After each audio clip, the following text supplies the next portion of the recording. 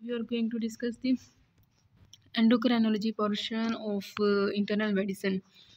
तो सिनेरियो है patient with hearing loss है, increase head size, occasional headache plus failure to erect the head, warm skin of head, kyphosis और cotton wool appearance on skull x ray. तो ये क्या होगा? Pager disease of bone, जिसमें सबसे important क्या है? क्यूफोसिस होगी बैकबोन की, और हेड के साइन होंगे कि हेड एक है और failure to erect the head और वार्म स्किन है हेड की। इसके अलावा हीयरिंग लॉस होगा, हेड साइज इंक्रीज हो जाएगा हेड का, और कॉटन व्यूल अपीयरेंस एक्सरे पे आती है। पेजी डिजीज होती है एसोसिएटेड होता है पैरामिक्सी वायरस की वजह से होती है। यहाँ पे बोन की रिमॉडलिंग जो होती है ना वो इम्पेयर्ड हो जाती है। इसके फेजेस होती हैं osteolytic phase, mixed phase, osteosclerotic phase. Then आ जाता है कि ME माइक्रोस्कोपी पे हम क्या देखें? Mosaic pattern of lamellar bone. Labs में अल्कलाइन फॉस्फेटेज के लेवल्स रेज होंगे, यूरिन के टेस्ट करवाएंगे, हाइड्रोक्सीप्रोलिन के लेवल्स रेज होती हैं।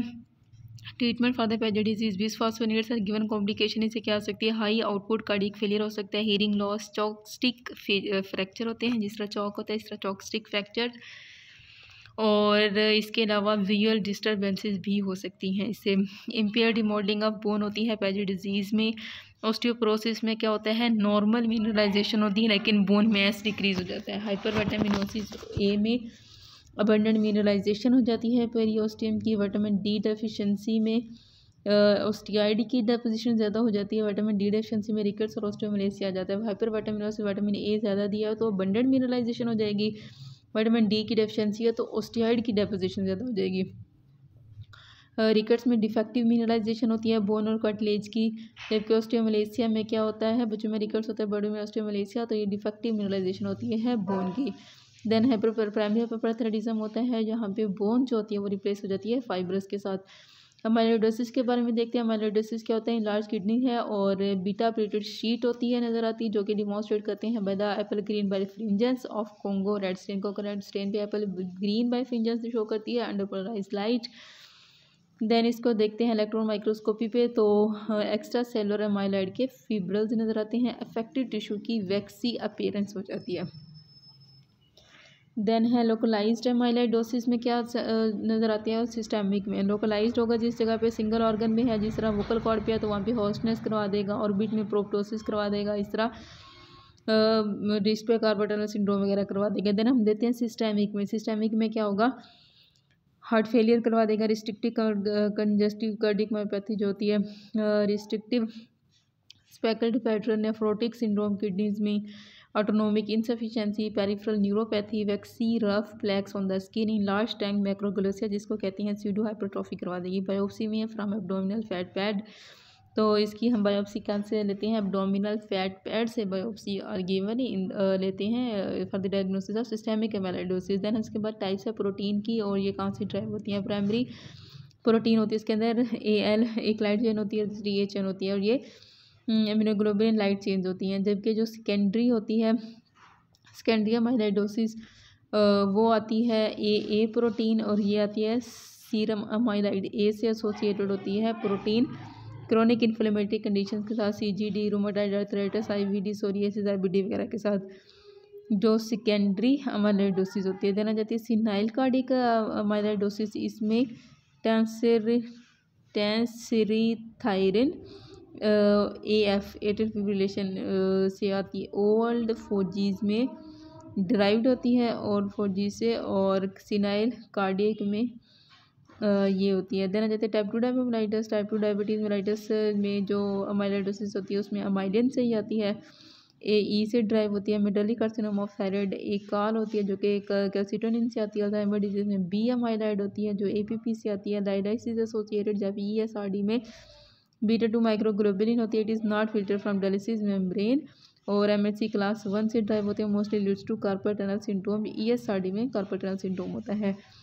देना जाता है कि पेशेंट आइदर यूथायराइड हो, हाइपो या हाइपरथायराइड हो। सिमेट्रिकली अगर इन लार्ज थायराइड है with firm rubbery non tender positive non tender होगा और पॉजिटिव एंटिटीज़ होंगी, thyroglobulin antibodies, TPO OTSH receptor antibodies होती हैं, तो ये हाशिमोटो थायराइडाइटिस होता है। और इसकी बायोप्सी में क्या होते हैं? जर्मिनल सेंटर्स और हर सेल्स में नजर आते हैं। एसोसिएटेड इसकी होती है ऑटोइम्यून एड्रेनालाइटिस से या टाइप 1 डायबिटीज मेलाइटिस के साथ एसोसिएट होता है हाशिमोटो थायराइडाइटिस। तो इसकी कॉम्प्लिकेशन से क्या हो सकता है, इसकी कॉम्प्लिकेशन से B cell lymphoma of the thyroid, इसका मतलब है हाशिमोटो थायराइडाइटिस अगर कॉम्प्लिकेट कर जाता है तो ये लिम्फोमा कॉज करवा सकता है। देन है डायबिटिक पेशेंट हाइपरवेंटिलेशन के साथ है। डायबिटिक पेशेंट को अगर हाइपरवेंटिलेशन हो रही है, अल्टर्ड मेंटल स्टेटस हो गया, इसको कुछ समझ नहीं आ रही, increase anion gap, metabolic acidosis, non specific abdominal pain है, पोलिडिप्सिया भी और पोलियूरिया भी है, तो ये साफ साफ फीचर है डायबिटिक कीटोएसिडोसिस की। ट्रीट करते हैं लार्ज वॉल्यूम सेलाइन के साथ और इंसुलिन की रिप्लेसमेंट करते हैं। फर्स्ट आईवी देते हैं एंड देन फिर सबकट पे स्टार्ट करते हैं। Note in DK although total body potassium is depleted but there is hyperkalemia. Total body potassium तो डिप्लीट हो जाती है but in spite of this वहाँ पे हाइपरकैलेमिया होता है ब्लड में, क्योंकि इंट्रासेलुलर शिफ्ट हो जाता है और इंसुलिन की डेफिशिएंसी होती है। तो that is called paradoxical hyperkalemia. फिर उसके बाद और इंपॉर्टेंट पॉइंट है कि total body potassium is depleted. क्यों डिप्लीट होता है? Because of the GIT loss हो रहा है एंड ऑस्मोटिक डाययूरेसिस। और ऑस्मोटिक डाययूरेसिस में क्या होता है, इंक्रीज यूरिनेशन होती है और सैल्यूट जो है ना वो यूरिन में ज़्यादा लॉस हो रहा होता है। The most accurate indicator for the severity of DK is serum bicarbonate के लेवल्स हम देख रहे होते हैं कि अगर ये ठीक हो गया, ये नॉर्मल हो गया, इसका मतलब है अब हम ट्रीटमेंट को रोक सकते हैं। तो most important accurate indicator for severity serum bicarbonate है। देन आ जाता है इसके पोटेशियम की रिप्लेसमेंट के लिहाज से as soon as potassium levels fall to 4 milli equivalent or it is normal initially on admission, तो फिर आपने गिव पोटेशियम रिप्लेसमेंट देनी है। अगर glucose down give glucose but don't stop the treatment. अगर आप ये ग्लूकोज ट्रीटमेंट दे रहे हैं, ग्लूकोज डाउन हो जाती है इंसुलिन देने से, तो अब आपने उसको ग्लूकोज दे देना है, अभी ट्रीटमेंट ही स्टॉप करना। Treatment should be stop only when the bicarbonate goes up और एनाइन गैप नॉर्मलाइज हो जाता है। ट्रीटमेंट आपने तब रोकना है जब बाइकार्बोनेट नॉर्मल हो जाए, गोज अप हो जाए या फिर एनाइन गैप जो है वो नॉर्मलाइज हो जाता है, तब आपने इसको रोक देना है। देन हमारे पास आ जाता है हाइपरकैल्सीमिया। हाइपरकैल्सीमिया भी थोड़ा सा बहुत इंपॉर्टेंट है। हाइपरकैल्सीमिया इसमें हमने ये याद रखना होता है, कैल्शियम ज़्यादा होती है तो क्यूटी इंटरवल होता है ना वो शॉर्ट हो जाता होता है। तो चिंपैंजीज है इसका निमोनिक वगैरह। हाइपरकैल्सीमिया किस किस वजह से होता है? कैल्शियम की इंजेक्शन कर रहे हैं, हाइपरथायराइड पैराथायराइड से आता है, ज़्यादा हो जाता है, हाइड्रोजेनिक ले रहे हैं थायराइड से, मल्टीपल माइलोमा में ज़्यादा हो जाता है, पैजेट डिजीज़ ऑफ बोन में, एडिसन डिजीज़ में, नियोप्लाज्म में। और नियोप्लाज्म के अलावा अगर हमारे पास है Zollinger Ellison syndrome, excess vitamin D, excess vitamin A, sarcoidosis. Patient with Paget disease usually normal calcaemic होते हैं लेकिन वो हाइपर कैल्सीमिक हो जाते हैं इमोबलाइज होने की वजह से। क्लिनिकल फीचर्स में हमारे पास स्टोन, बोन ग्रोन और साइकेट्रिक मोन्स के फीचर होते हैं, साथ में कन्फ्यूजन, स्टूपर, लिथार्जी और कॉन्स्टिपेशन, ये मोस्ट कॉमन फीचर्स होते हैं हाइपर कैल्सीमिया के। अगर हाइपर पैराथायराइडिज्म है तो ओस्टियाइटिस, फाइब्रोसिस, सिस्टिक का होता है और कॉन्स्टिपेशन, पॉलीयूरिया, मसल वीकनेस हो जाती है। और हाइपरपैराथायराइडिज्म से साथ में क्लिनिकल जो क्लोराइड फॉस्फेट रेशो होती है वो मोर देन 33:1 हो जाती है। और ईसीजी पे हम क्या देखते हैं, हाइपरकैल्सीमिया में शॉर्ट क्यूटी इंटरवल हो जाता है। ट्रीटमेंट कैसे करते हैं? हाइपरकैल्सीमिक क्राइसिस में आपने बहुत ज़्यादा विग्रस आईवी फ्लूइड देना है, फ्लूइड्स। देन आपने ऐड करना है पेमिड्रोनेट एंड ऐड करना है कैल्सिटोनिन एंड फिर आपने ऐड कर देना है फ्यूरोसामाइड। अगर सार्काइडोसिस है तो स्टीरॉइड्स देने हैं। If due to malignancy hypercalcemia हो रहा है, कोई भी मैलिग्नेंसी है तो आपने बिस्फॉस्फोनेट्स दे देने हैं, बिस्फॉस्फोनेट्स और एंड्रोनिक एसिड। तो ये हो गया ट्रीटमेंट के लिए हमने जो जो चीज़ें देनी है हाइपरकैल्सीमिया के लिए। 3 to 4 लीटर ऑफ नॉर्मल सेलाइन है, टीवी में लिखा हुआ है, आपने 3 to 4 litre of normal saline देना है, प्लस ऐड करना है furosemide plus calcitonin faster than bisphosphonates. तो आपने 3 to 4 litre of normal saline vigorous fluid हो गया, फिर फ्यूरोसामाइड के साथ calcitonin and then bisphosphonates are added. Note the most common cause of hypercalcaemia asymptomatic hypercalcaemia जो होता है ना, या हाइपरकैल्सीमिया इन एम्बुलेटरी पेशेंट में, वो प्राइमरी हाइपरपैराथायराइडिज्म की वजह से ही होता है। तो most common cause of symptomatic hypercalcemia वो है parathyroid hormone like peptides, for example malignancy, squamous cell carcinoma, lungs का, इसके अलावा ब्रेस्ट एमएम। तो ये जो सिम्टोमेटिक करवा रहे हो पैराथायराइड हार्मोन लाइक पेप्टाइड्स करवा रहे हैं, otherwise asymptomatic hypercalcaemia primary hyperparathyroidism की वजह से होता है। अब देखते हैं पैराथायराइड हार्मोन की वजह से, विटामिन डी की वजह से। पैराथायराइड हार्मोन क्या करता है, इंक्रीज करवाता है absorption of calcium from the distal tubular, distal segment में जाके वहाँ से कैल्शियम के अब्जॉर्प्शन को इंक्रीज़ करा देता है, और वहीं पे क्या करता है, फॉस्फेट की एक्सक्रीशन करा देता है from the kidney. Parathyroid hormone का काम होता है ये डिस्टल सेगमेंट से, डिस्टल ट्यूब्यूल से कैल्शियम की रीअब्जॉर्प्शन करवा लेता है और फॉस्फेट को रिमूव कर देता है, किडनी में एक्सक्रीट करा देता है। विटामिन डी जो होता है वो इंक्रीज़ करता है absorption of calcium from the proximal GIT. Vitamin D ने प्रोक्सिमल जीआईटी से ही इंक्रीज अब्जॉर्प्शन करवा लेनी थी कैल्शियम की, और वहाँ से साथ में ही फॉस्फेट की अब्जॉर्प्शन कराते हैं from the proximal tubule in kidney. तो इसने कैल्शियम को किडनी से नहीं विटामिन डी ने एब्जॉर्ब कराना है, इसने प्रोक्सिमल पार्ट ऑफ जीआईटी से ही कैल्शियम को एब्जॉर्ब करवा लेना होता है, जबकि फॉस्फेट को इसने किडनी के प्रोक्सिमल पार्ट से एब्जॉर्ब करवा लेता है। देन आ जाता है primary hyperparathyroidism malignancy related, primary hyperparathyroidism malignancy related hypercalcaemia, sarcoidosis में जो हाइपरकैल्सीमिया होता है। Then familial hypercalcaemic हाइपोकैल्सीयूरिया।